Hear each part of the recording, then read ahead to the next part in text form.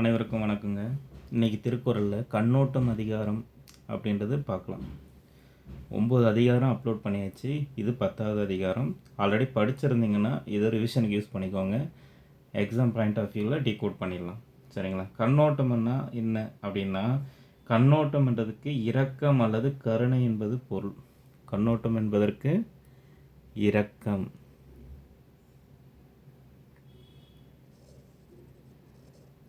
இரக்கம் சொல்லுவாங்க, இல்லை கருணைன்னு சொல்லுவாங்க. ஓகேங்களா? 58வது அதிகாரங்க. 58வது அதிகாரம் பொருட்பாலில் அரசியல் இடம் பெற்றிருக்கு. ஓகேங்களா? 58 பொருட்பால அரசியலில் இடம் பெற்றிருக்கு கண்ணோட்டம் அதிகாரம். சரிங்களா? கண்ணோட்டம் சிறந்த அழகாக இருக்கிறதால தான் உலகம் அழியாமல் நிலைத்திருக்கு. ஓகேங்களா? அப்படின்றது இந்த பாடலில் ஒரு திருக்குறளில் கொடுத்துருக்காங்க. கண்ணோட்டம் அழகாக இருக்கிறதால தான் இந்த உலகம் அழியாமல் இருக்குது. இப்படி பாடலோடு பொருந்தாத இசையினால் பயனில்லையோ, அதே மாதிரி கண்ணோட்டம் இல்லாத கண்களால் எந்த பயனில்லை. கண்ணோட்டம் இறக்கம் இல்லாத கண்ணில் இன்னும் ஒரு பயனில்லை. இசையும் பாடலில் பொருத்தமான இசை இருந்தால் நல்லா இருக்குமா? பாடலோடு பொருந்தாத இசையினால் பயன் இல்லை. அதுபோல் இரக்கம் இல்லாத கண்களால் எந்த ஒரு பயனும் இல்லை அப்படின்றது வள்ளுவனுடைய ஒரு கூற்றாக கண்ணோட்ட அதிகாரத்தில் பார்க்க போகிறோம். சரிங்களா? வீடியோக்குள்ளே போகலாமா? இனிமேல் தான் பார்த்தீங்கன்னா கண்ணோட்ட அதிகாரம் டீகோட் பண்ண போகிறோம். ஓகேங்களா? பார்க்கலாம். முதல் குறள். கண்ணோட்டம் என்னும் களிம்பெருங்காரிகை உண்மையான் உண்டு இவ்வுலகு. ஓகேவா?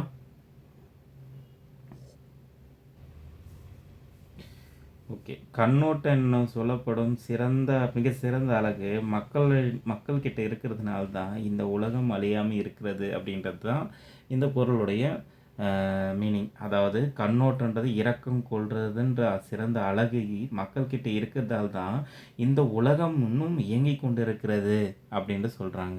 கண்ணோட்டம் என்று சொல்கின்ற மிக சிறந்த அழகு இருக்கின்ற காரணத்தால் தான் இந்த உலகம் அழியாமல் இருக்குது. ஓகேவா? என்ன கீ பாயிண்ட்னா, கண்ணோட்டம்னா இதில் என்ன? இரக்கம். கண்ணோட்டம்ன்றது இரக்கம். ஓகேங்களா? களிப்பெருங்காரிகை அப்படின்றது என்னங்க? கழின்னா மிகுதி, காரிகைனா அழகாம், மிகச்சிறந்த அழகாம். களிப்பெருங்காரிகைனா என்னங்க? மிகச்சிறந்த அழகு. இதெல்லாம் கேட்கலாங்க. ஓகேங்களா? மிகச்சிறந்த அழகு. உண்மையான்னா உண்மையான்றது பார்த்தீங்கன்னா இருப்பதனால்தான். ஓகேங்களா? என்ன சொல்ல வராங்கன்னா, கண்ணோட்டம் என்று சொல்லப்படும் மிகச்சிறந்த அழகு மக்களிடம் இருக்கிறதால் தான் இந்த உலகம் அழியாமல் இன்னும் இயங்கிக் கொண்டு இருக்கிறது அப்படின்றது சொல்கிறாங்க. சரிங்களா? ஃபஸ்ட்டு குறள் பார்த்துட்டுமா? ஃபஸ்ட்டு குறள் பார்த்தாச்சு, கண்ணோட்டம். ஓகேங்களா? அடுத்து 2வது குறள் பாருங்கள். கண்ணோட்டத்து உள்ளது உலகியல் அஃதிலார் அஃதிலார் உண்மை நிலக்கு பொறை. அப்படின்னா என்னங்க?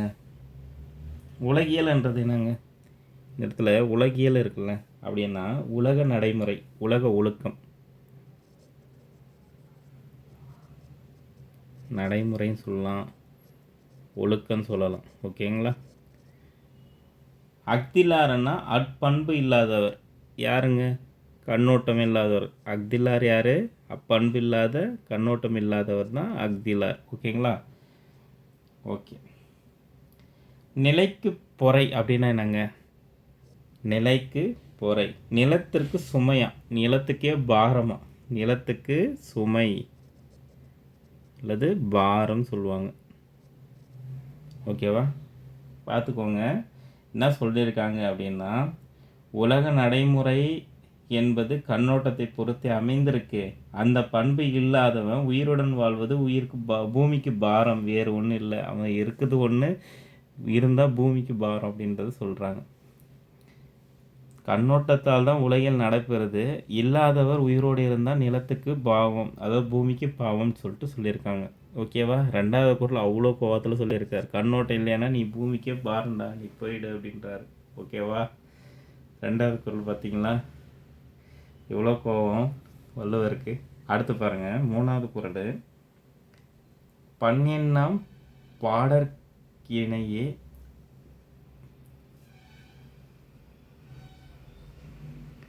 பன்னெண்ணாம் பாடற்கிணையேன் இன்றேல் கண்ணெண்ணாம் கண்ணோட்டம் இல்லாத கண். கண்ணெண்ணாம் கண்ணோட்டம் இல்லாத கண். பார்த்து வச்சுக்கோங்க.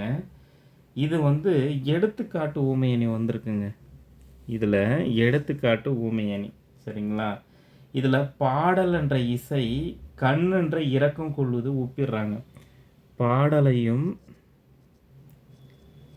பாடலையும் இசை, பாடலுக்கு இசையும் கண் பார்த்தோன்னா இரக்கம் ஊமையாக எடுத்துக்காட்டுறதால இது எடுத்துக்காட்டு ஊமை அணியாக வந்திருக்கு. இதுலேருந்து பண்ணுன்றது பார்த்தீங்கன்னா இசையை குறிக்குதுங்க. பண்ணுன்றது இசை. எண்ணாமனா என்ன பயன்னு சொல்கிறாங்க. எண்ணாம் என்ன பயனா? இயைப்புனா இதில் இயைப்புன்றது பார்த்தீங்கன்னா இல்லாதது. இதில் இயைபின்றேல், ஓகேங்களா? இந்த இயைப்பு அப்படின்றது பார்த்தீங்கன்னா பொருத்தம். என்ன சொல்கிறாருன்னா, பாடல் வரிகள் பொருந்தவில்லை என்றால் இசை எந்த பயனும் இல்லை, இரக்கம் இல்லை என்றால் கண்களுக்கு எந்த பயனும் இல்லை. அப்போ கண்ணுக்குன்றது ஒரு எந்த பயனுமே இல்லை அப்படின்றது எடுத்துக்காட்டு சொல்கிறாங்க. பாடலோடு பொருந்தையெல்லாம் இசையில் என்ன பயன், அதுபோல் இரக்கம் இல்லாவிட்டால் கண்களால் என்ன பயன் அப்படின்றது சொல்ல வராரு. 3வது குறள் ரொம்ப இம்பார்ட்டண்டான குறள், பாருங்கள், ஓகேங்களா? எடுத்துக்காட்டு ஊமையணி வந்திருக்கு. பாடலோட இசையை கம்பேர் பண்ணுறாரு, கண்ணோட இரக்கம் கொள்ளுதலை கம்பேர் பண்ணுறாரு. இரக்கம்ன்றது என்னதுங்க? ஆல்ரெடி பார்த்தோம்ல. இரக்கம்ன்றது பார்த்தீங்கன்னா நம்ம பார்த்தீங்கன்னா கண்ணோட்டம் கொள்ளுதல், அதாவது தாட்சிணியம் பார்க்கறது, ஓகேங்களா? நம்ம வேர்ல்டில் பார்க்கணுன்னு வச்சுக்கோங்களேன், தாட்சிணம், ஓகேங்களா? இரக்கம் கொள்வது தாட்சிணம் சொல்லுவாங்கள்ல, அதுதான். 3வது குறள் முடிஞ்சிச்சுங்களா? பன்னெண்ணாம் பாடற்கிணை இணையல் கண்ணெண்ணாம் கண்ணோட்டம் இல்லாத கண், ஓகேங்களா? கண்ணெண்ணாம் கண்ணோட்டம் இல்லாத கல், அதாவது கண்ணுக்கு பார்த்தீங்கன்னா இரக்கம் கொள்ள வேண்டுமா, பாடலுக்கு இசை பொருந்தணுமா. அப்படி இல்லைன்னா என்ன பயன்? அப்படி இசையே பொருந்தலைன்னா இரக்கம் கொள்ளாத கண் இருந்தால் என்ன, இல்லைன்னா என்ன அப்படின்ற மாதிரி சொல்கிறாரு. இதில் எடுத்துக்காட்டு ஊமையணி வந்திருக்கு, பார்த்து வச்சுக்கோங்க எக்ஸாம் பாயிண்ட் ஆஃப் வியூவில். அடுத்து பாருங்கள். உளப்போல் முகத்து எவன் செய்யும் அளவினான் கண்ணோட்டம் இல்லாத கண். சரியா? இதில் உளப்போல், ஆனால் இருப்பதை போல் தோன்றது தான் அந்த உளப்போல். இருக்கிறது போல் தோன்றது, இருப்பது போல,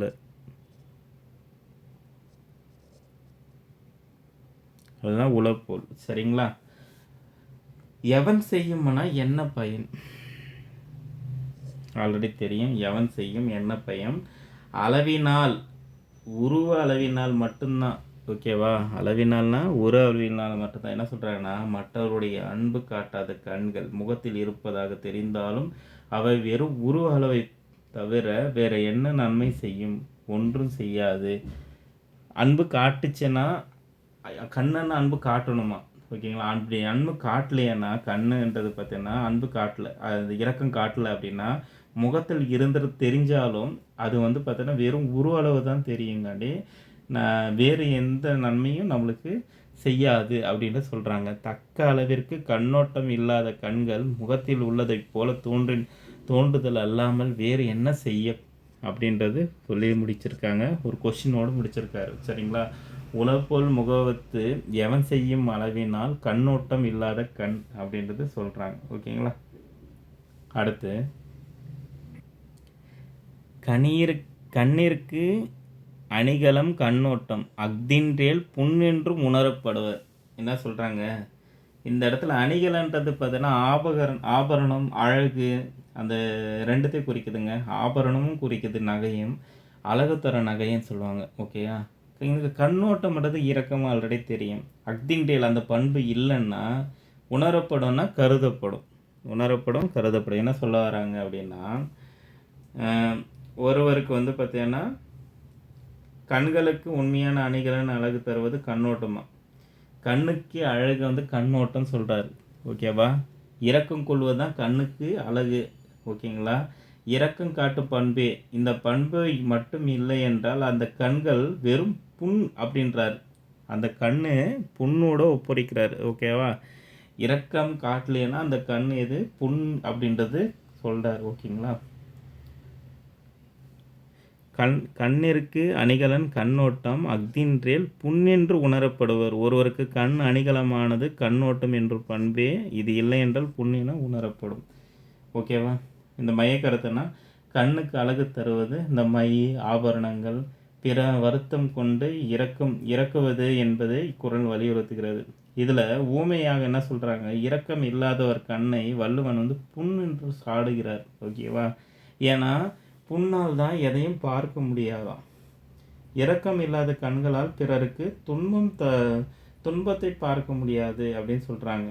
இதில் என்ன சொல்கிறாங்கன்னா, கண்ணுக்கு அணிகலனாக வள்ளுவன் எதை குறிக்கிறதுன்னு கேட்டாங்கன்னா, கண்ணுக்கு அணிகலன் கண்ணோட்டன்றது தெரிஞ்சுக்கணும். கொஸ்டின் கேட்டிருக்கலாம், இனிமையாகவும் கேட்கலாம். கண்ணுக்கு அணிகலனாக வள்ளுவன் எதை குறிப்பிடுகிறாருன்னா கண்ணோட்டம். எதிர்பார்க்கலாமா? புரிஞ்சுதுங்களா? ஓகேங்களா? என்ன சொல்கிறாங்கன்னா, ஷார்ட்டாக ஒருவனுக்கு கண்ணு தான் உண்மையான அழகுங்க. அதான் அந்த கண்ணோட்டம் எனப்படும். இரக்கம் காட்டும் பண்பே அது. அப்பண்பு இல்லைன்னா கண் ரெண்டில் வெறும் புண்ணு தான் அப்படின்றத சொல்கிறார். ஓகேவா? அடுத்த குறள் பாருங்க.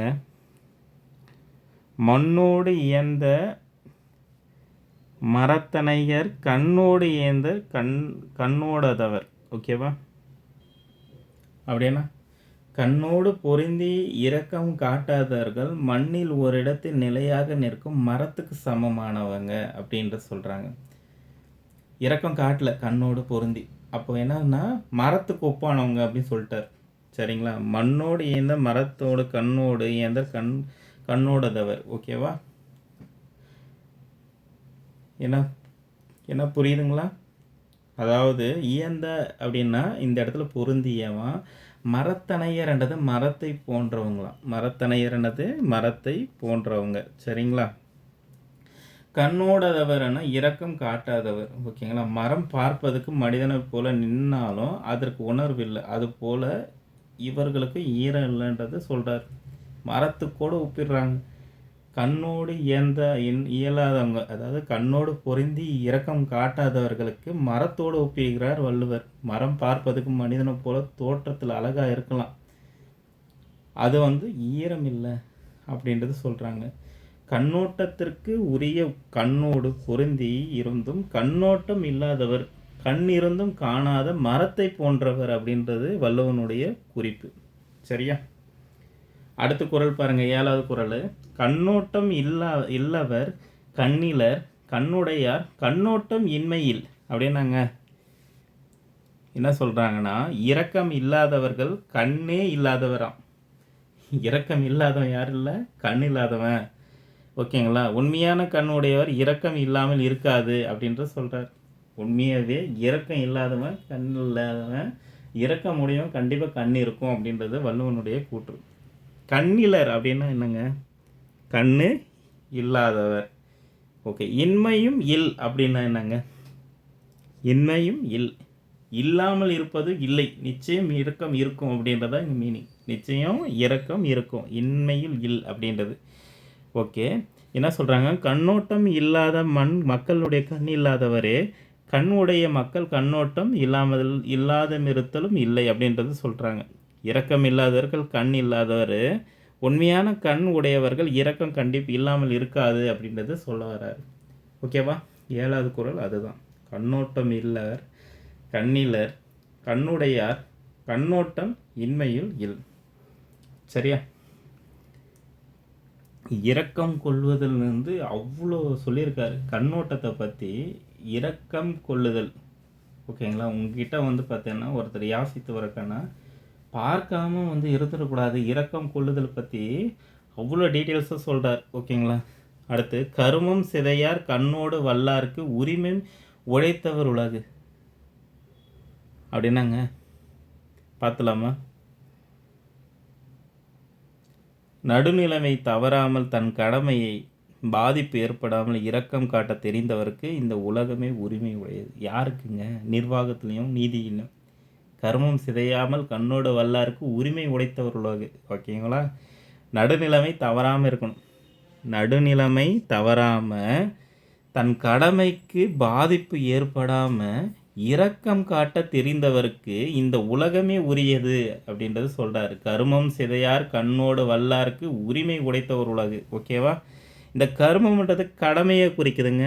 கருமம்ன்றது இந்த இடத்துல கடமையை குறிக்கிறது, வேலையை குறிக்கிறது.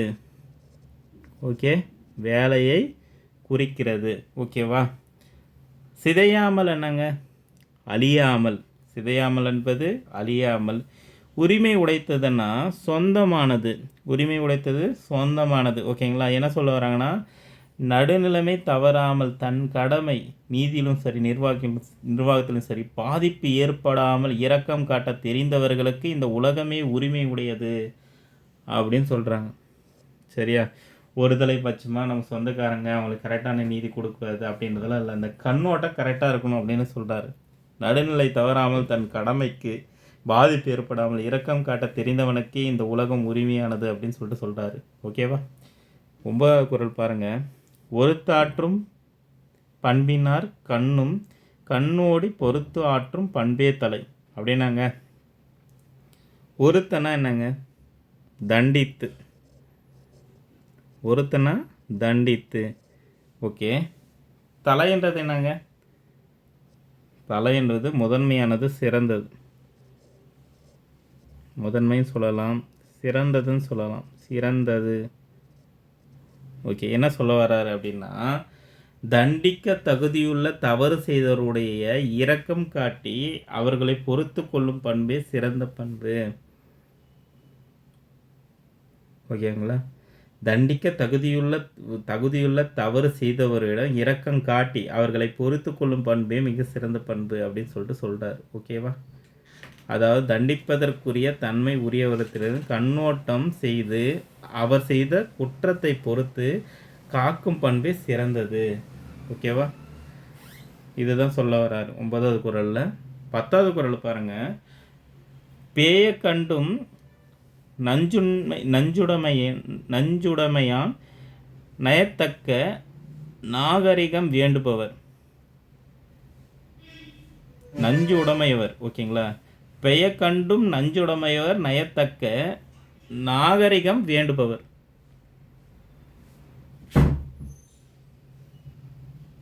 ஓகே, என்ன சொல்கிறாருன்னு பார்க்கலாம். என்னங்க சொல்கிறாங்க?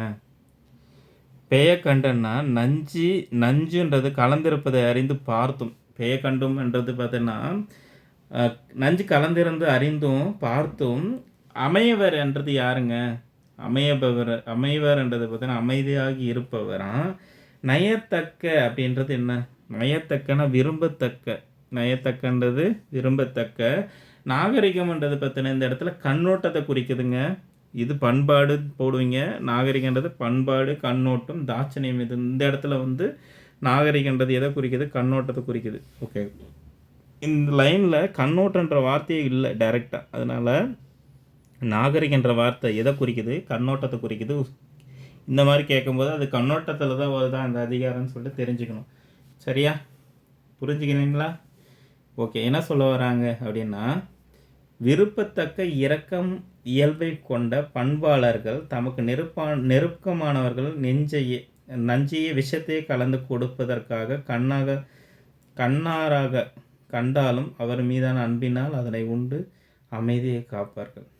சரியா? என்ன சொல்ல வராங்கன்னு புரியுதா? நெருக்கமானவங்க விஷமே கொடுக்குறாங்கன்னு வச்சுக்கோங்களேன். கண்ணாராக கண்டாலும் கூட அவர் மீது அன்பினால் அதனை உண்டு அமைதியாக காப்பார்.